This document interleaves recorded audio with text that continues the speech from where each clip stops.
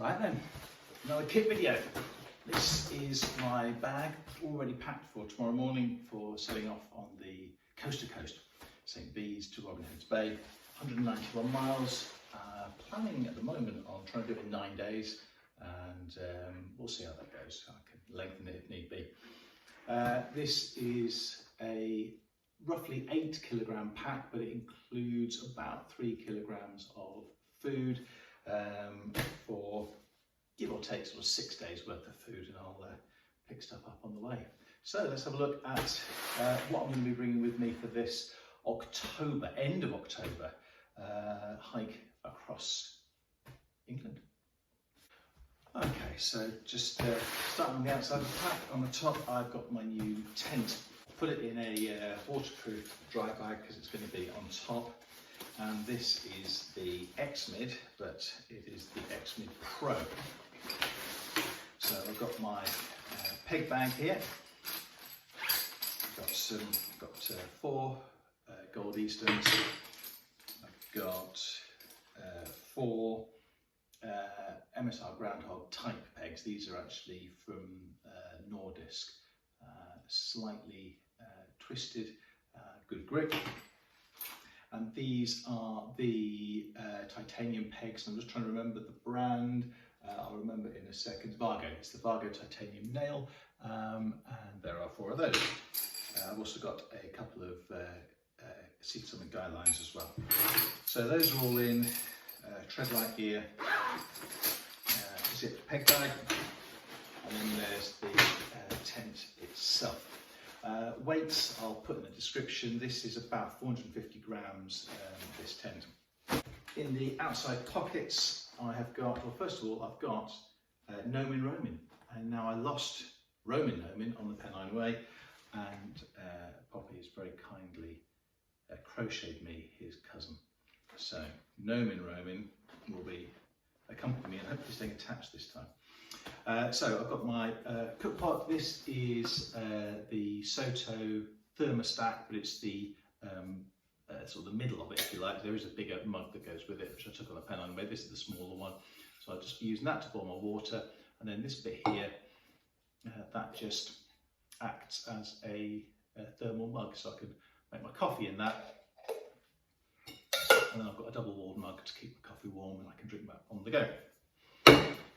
And then gas canister to go with it. Also in the outside pocket, I've got my toilet bag with a trowel. In the other pocket, this is just grabbing on the move. This is my water bottle, so 600 grams at the moment in that.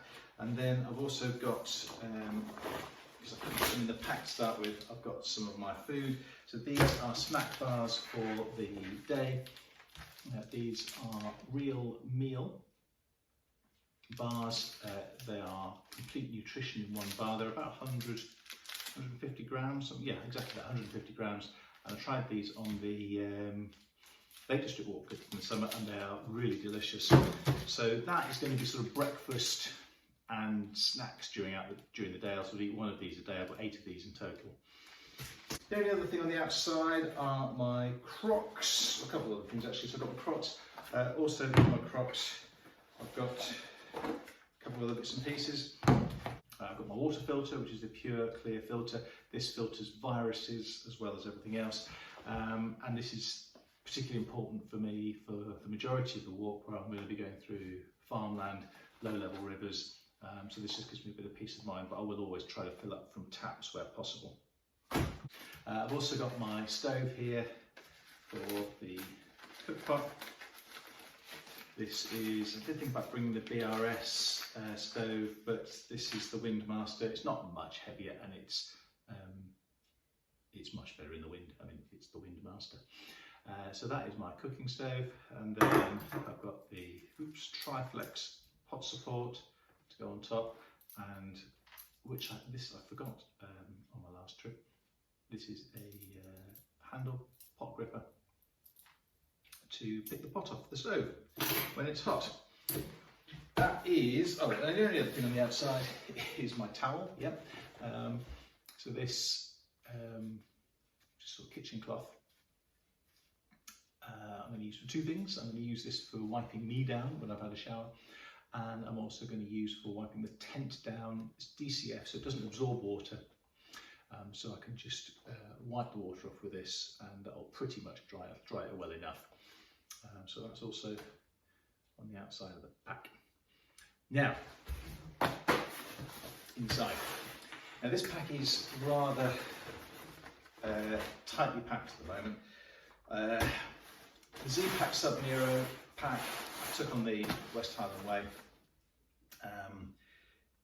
It's a 30 litre in total, but it's 17 litre internal volume, and that isn't quite enough for this trip. The Atom 30 would have been better, I think, which has a 25 litre interior, so significantly bigger, although they're both 30 litre packs. That's something I may look at getting next year, but I have got everything in, and the reason it's all tightly packed is really because I've got 6 days worth of food. So I've got a couple of freeze-dried meals in the top there that I'll be eating on the first 2 nights, so that'll get rid of those. And then I've also got my main food bag, which has got the rest of the food. I couldn't get these in there. So this is a Tread Light here food pouch. And it's got 4 sets of freeze-dried meals, 5 real meal bars, and 8 coffee bags. What I've got now is a waterproof liner. So that's just a Nylofume pack liner I've had for years. So at the top, these are clothes that I may need during the day, and they are inside the pump sack for my sleeping mat. So when I stop, and also to sleep in at night as an emergency layer if it gets cold, I've got the Enlightened Equipment Torrid jacket. This is the Alpha Direct. I don't know if there's a name for it, for the model, but it's Farpoint Alpha Direct hoodie. The next thing is I've got 3 bags of bits and pieces. First aid pouch. This is containing things that I don't expect to use but may need to. So in here I've got some ibuprofen, I've got a triangular bandage, I've got some steri strips if I cut myself, emergency whistle, wound pad, a couple of plasters, some more ibuprofen. I've got some, what's this called? It's for like blister tape. There's a name for it. It's not KT tape. I used to take that. Leukotape, that's it. So I've got some Leukotape which are pre-cut and just stuck onto some waxed paper. So that's in case I get any rubbing. I've got a bit of a nail file in case I need to file off any sharp bits of my nails. Some paracetamol, and this is gear tape, so if I need to patch up any tears in any of my clothing, that is for that. Got some pseudocreme for chafing insect bites. I don't expect to encounter any insects particularly this time of year. And got a little Swiss Army knife which I can use the scissors for any nail cutting that might need to take place. And there's also a screwdriver on it which I can use to tighten up my trekking poles if I need to. So, oh, and some tweezers. Don't expect I'll need those. That's my first aid kit. Then I've got my hygiene kit, Washbag. I've got some Gavol foot cream. Just it's like an antiseptic cream, but also toughens the soles of your feet as well. I found that worked nicely on the Pennine Way. Toothbrush and toothpaste tabs. I've got my soap bar. So this is the Lush Lemon shampoo bar, but that is used for washing me as well as my hair, but also my clothes. So I'll be able to rinse out my clothes a couple of times on the trip. I've got some glasses wipes because I hate having dirty smudged glasses, and a deodorant stick. So that is my wash bag. Then I've got my electronics bag. This has got wall plug, which is nice and flat. So that just folds out. Oops. This is a NU brand. Charging cable, earphones. This is mainly for the train on the way to St. Bees, so I've got something to listen to. Also, for the first time in a long time, head torch is coming. Clock go back this weekend, so it's going to be dark at sort of 5:30.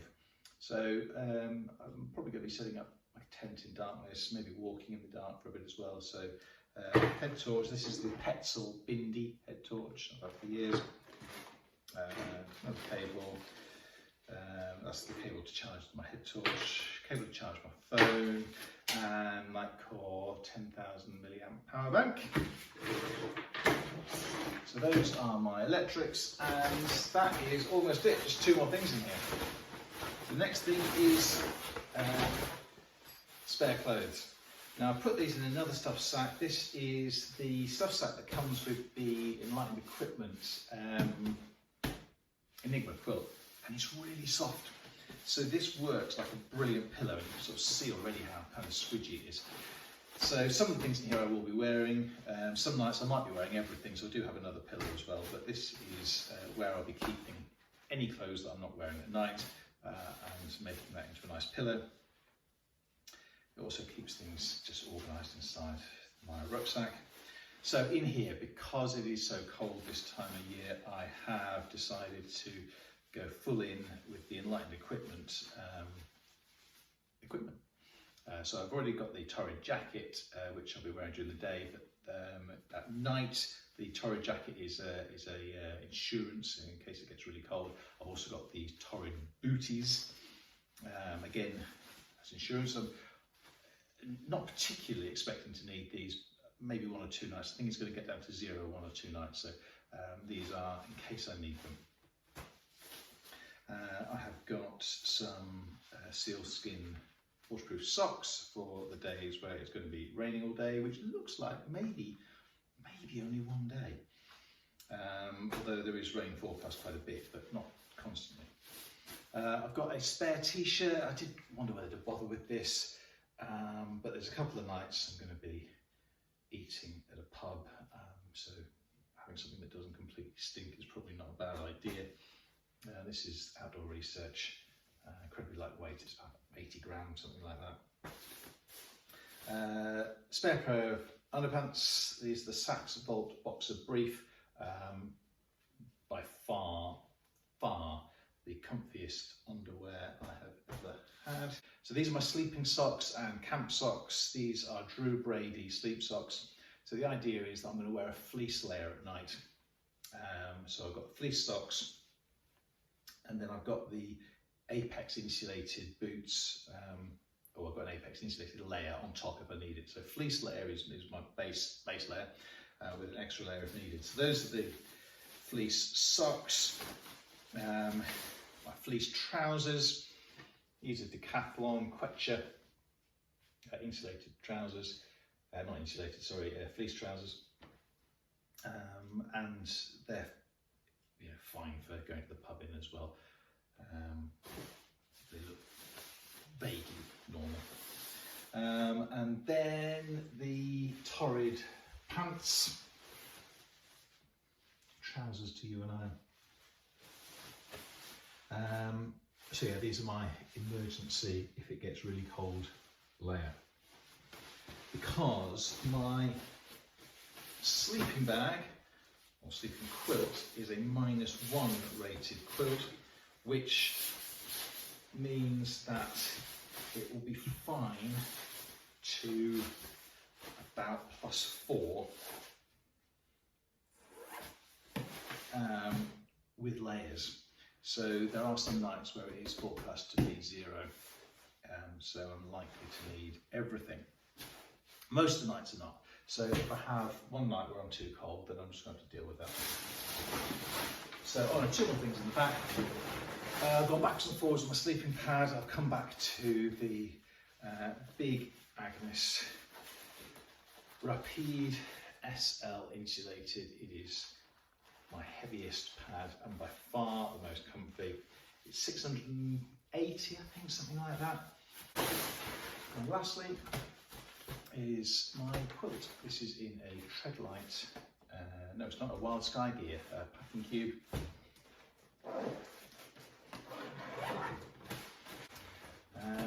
It fits nicely in the bottom of the rucksack, but it's a tight squeeze and it's got a zip on the top, and the zip gets caught in the quilt. So to protect the quilt from the zip, I pack it with my big Agnes Rapide pillow over the top, and that just helps to stop the zip getting caught. So that's my inflatable pillow, and then this is the Enigma quilt, which I used for the first time on the Lakes trip. And I don't bother with the straps, I just keep it flipped up like this at the bottom, and that gives me plenty of room. It's just the regular width, but that gives me, so plenty of room to be able to sort of turn around and roll over and what have you. And on warmer nights, which I'm not expecting on this trip, I can just unflip it completely and just have it laid over me. And that is everything. There's the liner that I'm taking with me. Right, the only other thing is to go through what I'm going to be wearing. Okay, walking from the bottom up, Hoka Speedgoat. These are brand new. They're exactly the same ones that I wore on the West Highland Way. For my feet, I've got my Injinji Crew running socks. Zpacks boxer brief, so these are the ones I'll be wearing. The other ones are spare. I've got my OMM Type 2 Fun t-shirt. This is slightly heavier weight, so it's got a bit more warmth to it. And just from the bottom up, I've got that on my legs. So these are the trousers I'll be wearing for the whole 9 or 10 days. These are Rab Kinetic. I think these are the earlier ones, well, they are the earlier ones. And it is a ProFlex fabric, so they're waterproof, but it's a soft shell. So these are really comfortable to wear all day. A couple of pockets as well. So that is what I'm going to be wearing for the whole trip. And then on top, I'm expecting to be wearing this most of the time, just as a warmth layer. Another Rab, this is the Downpour jacket. I'll just stuff that into the outside of the outside pocket on my rucksack if I find I'm getting too warm on some days. And then my cap. That is virtually it. The only other tiny little category of things are things that I'm going to have in my pocket. So my phone, which I'm pointing at you because that's what I'm filming on, will be in my pocket. That has got my maps, OS maps on it. I've also got the Coast to Coast Cicerone map book. I'm going to try and use this rather than my phone just to save on battery. But the phone does have a location feature, so it tells me exactly where I am, which is pretty helpful. I have my compass, which for the Lake District is with the paper map is essential. You can get yourself into a lot of trouble very quickly in the lakes if you lose the ability to navigate. So map and compass, so that'll be in my pocket, chest pocket probably. I've got a waterproof pouch for my phone, which could probably basically stay in apart from when I'm filming. I have buff, which I may need just to tie my hair back or keep my neck warm. A couple of gloves, or a pair of gloves, just to keep the chill off if I'm needing it. When it's raining as well, I mean, they're not waterproof at all, but they do just provide a little bit of extra insulation when you're walking in the rain. And a wallet with cash card, £100 in it. There may be some campsites that don't take card, honesty boxes, that sort of thing, so that is going to be in my pocket as well, and that is literally everything. So that is, as I said, about sort of 5 kilograms base weight, about 8 kilograms just under, with everything including food. And tomorrow morning at 5 to 6 I get on the train to St Bees and off we go down towards Ennerdale, and tomorrow is just see how far I can get.